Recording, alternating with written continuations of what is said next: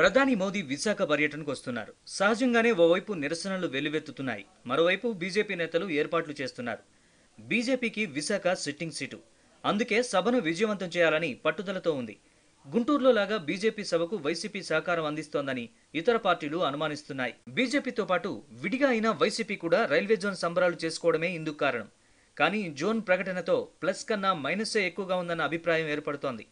రాష్ట్రమంతా ఓ దారి, జగన్మోహన్ రెడ్డిది మరో దారి అని ముఖ్యమంత్రి చంద్రబాబు అన్నారు. శుక్రవారం ఆయన పలువురు టీడీపీ నేతలతో టెలికాన్ఫరెన్స్ నిర్వహించారు.